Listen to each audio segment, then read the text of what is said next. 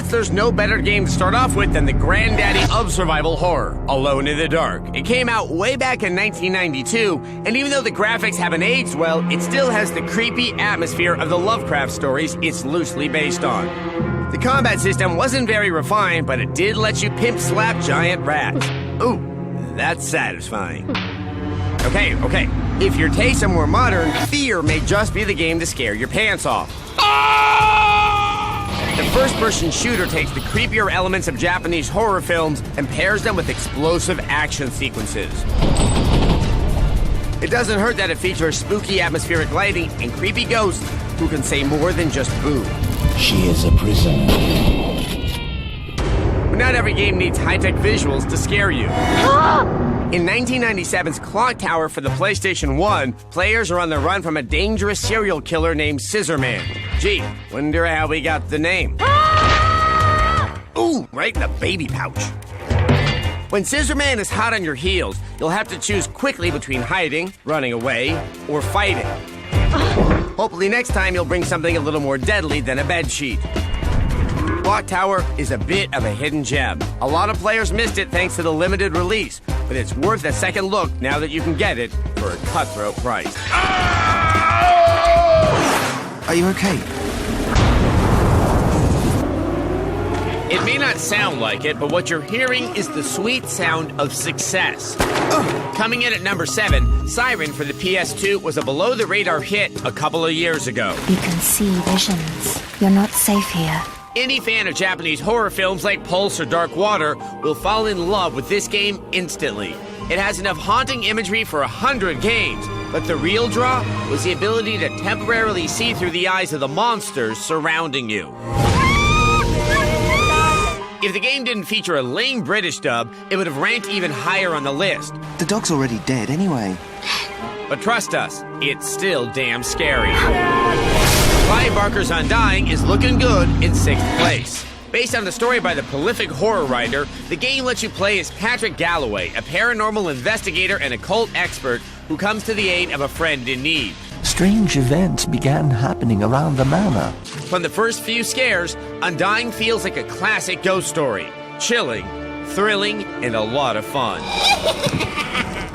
You will come to learn fear as I have. At number 5, Eternal Darkness Sanity's Requiem is slowly unraveling our psyches. And yes, we mean that in a good way. Players take charge of Alexandra, a young woman who has to solve the mystery of her grandfather's untimely death and her cursed family tree. There's been an accident. As you venture forth, your sanity meter drops, and when that runs out, you begin to hallucinate. Fear not, for I will keep the darkness away. Sometimes your hallucinations are pretty straightforward, but at other times, the game makers simulate video and audio glitches to throw you off kilter. It's a nifty fourth wall breaking gimmick that keeps you on your toes throughout the whole bloody affair. This isn't really happening! What's left to say about Resident Evil 4? Well, how about saying that it's the 4th scariest game of all time? Sounds like you thought this one out pretty well. Thanks to jolting surprises and monolithic monsters, this shooter will have you jumping out of your seat every other minute.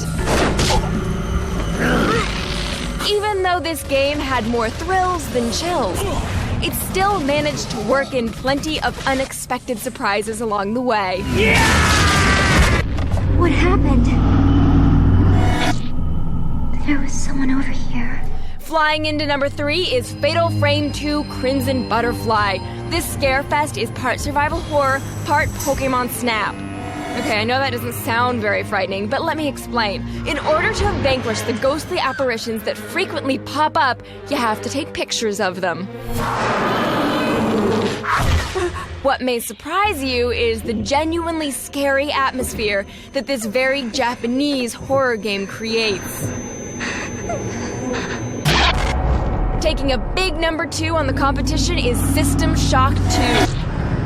This ghoulish game is an overlooked gem from way back in 1999. At the beginning of this first-person shooter, you're awoken from a deep space sleep to discover that something's gone seriously awry with your travel plans. You're on board the Starship Von Braun and something's gone very, very wrong. You can say that again. As if that weren't enough, monsters are constantly popping out of nowhere to try and kill you. The graphics may not have aged that well, but the top-notch sound design is still in full effect. So sick. The number one scariest game of all time is Silent Hill 2. In this surreal nightmare simulation, players take control of James, a troubled widower who gets a letter from his dead wife saying that she's waiting for him in the forbidden hamlet of Silent Hill. When he gets there, he finds a mysterious look-alike. Do I look like your girlfriend? Some creepy children. Did I scare you? And enough freaky monsters to fill 1,000 bad dreams. The grainy film quality, eerie visuals, and dreamlike narrative make this one of the most unforgettable experiences you can have with a video game. And it doesn't hurt that your arch nemesis in the game, Pyramid Head, is one of the most disturbing monsters ever conceived. I mean, just what the hell is he doing here? With all this going for it, it's easy to see why Silent Hill 2 is the pinnacle of survival horror and the scariest game of all time.